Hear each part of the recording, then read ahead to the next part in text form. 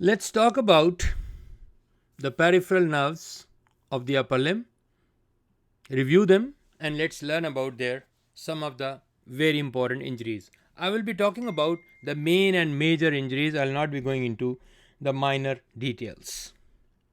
So now you're looking at this hand. Think about it.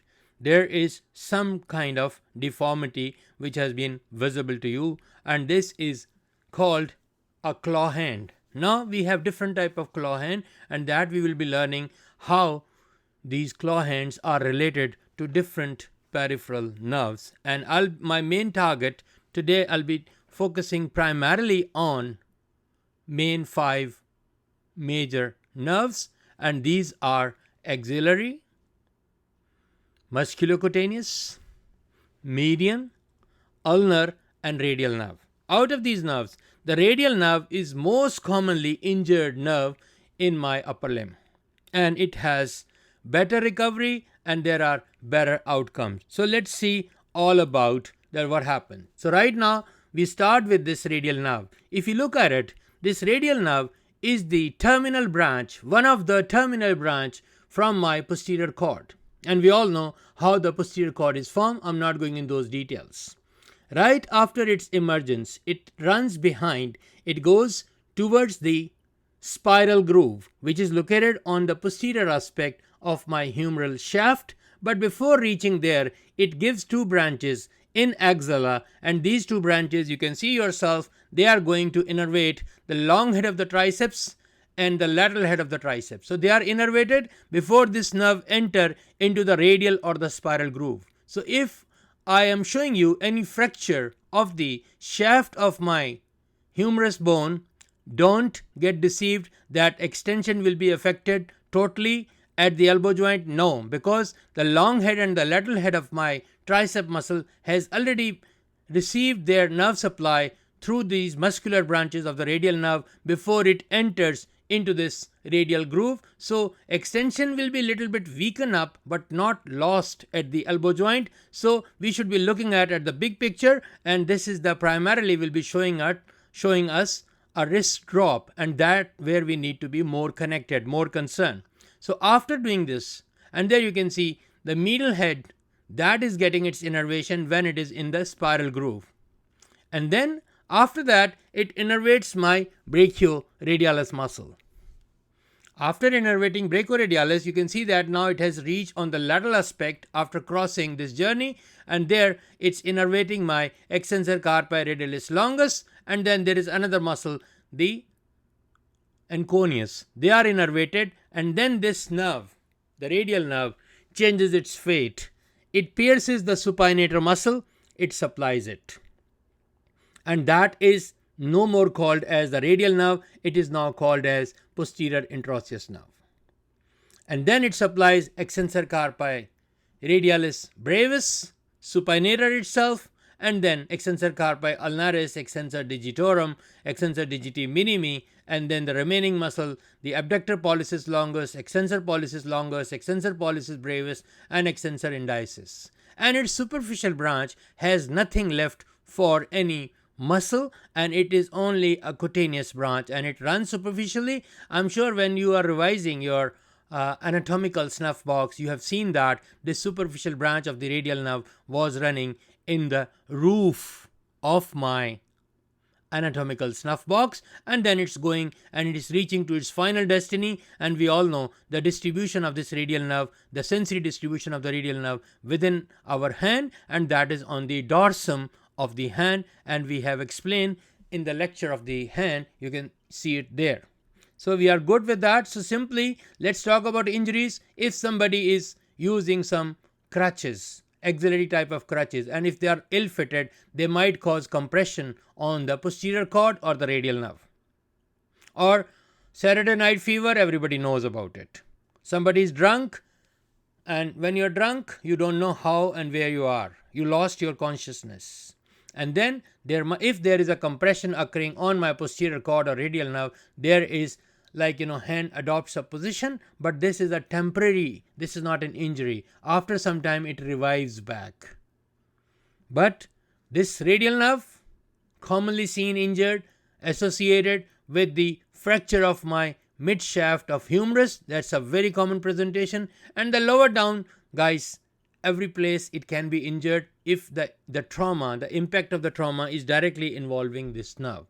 But primarily, the most common site is its close association, because within this spiral groove or radial groove, this bone lies very close to my humerus bone. That we need to remember. And the outcome is the wrist drop, because all my muscle of my forearm, they are innervated, other than my extensor carpi, radialis longus and anconeus.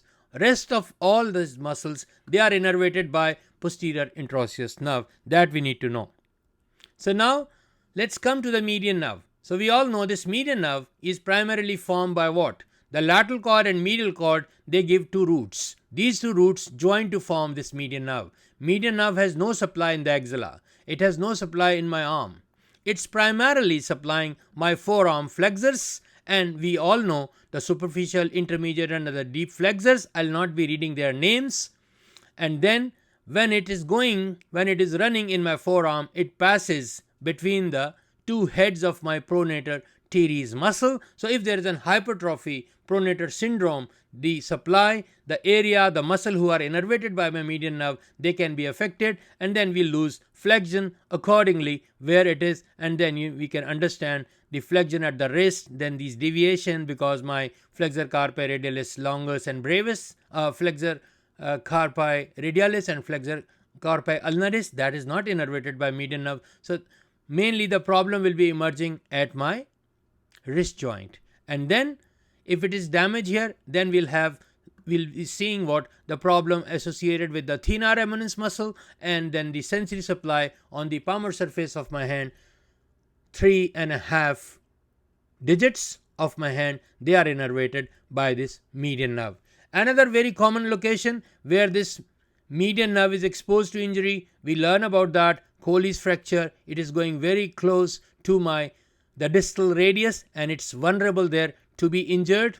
And then when it is running within the carpal tunnel, it can be damaged there. Before I leave, I should mention in the supracondylar fractures at the distal end of my humerus, median nerve is another structure which is vulnerable to be injured along with my brachial artery. So let me recap.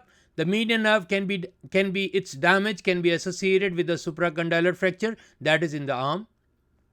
In the forearm, just at the beginning, pronator syndrome, when it passes between the two heads of the pronator teres, and when it's going closely with if there is someone has a Colles fracture, have a susceptibility to receive a damage which might affect again this median nerve. And then when it's running through this carpal tunnel, it's there can be affected. So these are the factors where we need to be good at it. So, and then we should be able to differentiate. I have explained about that, how we can differentiate. So median nerve, to summarize, no branches in my arm, no branches in the axilla, primarily for the flexors of my forearm. In forearm, among the flexor, only two muscles not innervated by this, and these two muscles are flexor carpi ulnaris, one, and second, the ulnar half of my flexor digitorum profundus, which those tendons which are going to my fifth and the fourth digit to the distal phalanges. Rest all is supplied by the median nerve, and these two are innervated by the ulnar nerve. I hope we are good. And then within my hand, it's controlling three of my thenar eminence muscle, and we know who are these thenar eminence muscle. After supplying these thenar eminence muscle, now this nerve becomes sensory, and it is supplying on the palmar surface 3.5 digits. Let's proceed. Now we are looking at the ulnar nerve.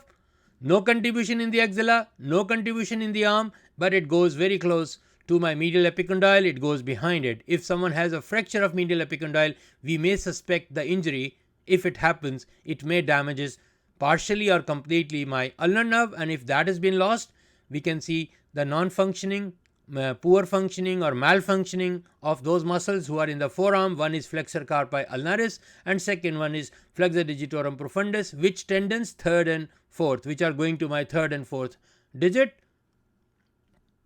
Sorry, this is fourth and fifth. This is a typo here, corrected.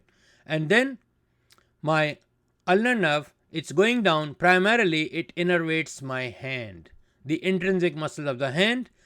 Other than if I minus the thenar eminence muscle and two of the lumbricals, rest all of them are innervated by ulnar nerve, and ulnar nerve injuries are closely associated if we have a sharp cut and fracture of the pisiform or the hook of the hamate. We can speculate injuries involving the intrinsic muscles of the hand, and once it's damaged, we have a classical image that is called ulnar claw. In the beginning of my presentation, the hand I was showing you, that is a classical example of ulnar nerve injuries. Guys, I'm talking about major effects. I'm not going in minutia stuff. Now, here what we can see here, we are seeing further the ulnar nerve and its distribution. We have already talked about it. And now, let's come to the axillary nerve. Axillary nerve is also coming from my posterior cord. And this axillary nerve, it runs behind the surgical neck of my humerus. It has a close association with the dislocation of my head of the humerus, and then it innervates two muscles, and those muscles who are innervated, those muscles are deltoid and teres minor. And we all know deltoid is a big muscle which is responsible for abduction at the shoulder joint. Initiation is carried by supraspinatus. But this axillary nerve damage will affect my abduction at the shoulder joint beyond initiation, beyond first 20 or 25 or 30 degrees up till 90 degree. That is the job of the middle fibers of my deltoid muscle. So if this axillary nerve sustain any type of injury, we can see that the abduction is affected. And you can see here the pattern of distribution. These are the root values, and you can see it has an anterior posterior branches, and then it supplies. And we have talked about the cutaneous innervation, which is on the lateral aspect over the shoulder region. So the placement of injections, one can damage the sensory branches, and then it will affect the sensations. But what you need to remember from here, it's coming from the posterior cord, its root value, and what muscle has been innervated by this, and what are the branches. So that we need to be good with these. Coming to the musculocutaneous nerve, it is the continuation of my lateral cord. It pierces this coracobrachialis. If coracobrachialis has some kind of hypertrophy or some injury here, then we'll be losing the muscular supply of the flexor muscle of my arm, and these muscles are number one coracobrachialis, then biceps brachii, both the heads, and then my brachialis muscle. After supplying these three muscles, this nerve runs as a cutaneous branch, and it is called lateral cutaneous nerve of the forearm. It has to do nothing with any muscle in the forearm or muscle in the hand. So this is coming from lateral cord of plexus. Root value is C5, C6, C7, and it supplies these three muscles, and its cutaneous branch is on the lateral aspect of my forearm. Coming to the ulnar nerve, just a quick recap. We have talked about it. It's from the medial cord of my brachial plexus. This is the root value, what muscle it innervates, and deep branches it supplies, and then the sensory branches. So you need to be good with this image. We have already talked about this. It's just a quick recap. So you can see that in the arm, in the axilla, no branches. In the arm, at the elbow, it gives a branch, but there is no muscular branches. So primary distribution in the hand and little bit in my forearm. That we need to be good at it. When we look at the radial nerve, we have talked about it. Just you should read this table. This will help you. These are the lines which you need to understand. And this is a must know type of information. You should be good, and then you can anticipate the injuries, and then you're fine with the things. Coming to the radial nerve, you can see how and where it supplies, and what are the names of those muscles, and how they have been innervated. After that, median nerve, we have talked about it, and then you can see its whole plan and what are the areas of supplies of my median nerve. And this table will help you to understand nerve, what is from where it's coming, what are the root values associated, which muscles has been innervated by these nerves, and what are the cutaneous in distribution from these nerves, and if there is some damages occurring at different levels of this nerve in the pathway, so what kind of activities are occurring. Let me recap. Radial nerve, the final outcome is in a big way wrist drop. Median nerve, hand of benediction. There are so many names, then there are other signs, but I'm just talking the main and major thing. Ulnar nerve, the ulnar claw, very famous, and then the wasting of all those muscles which are innervated by that. So I hope we are fine. Thank you very much.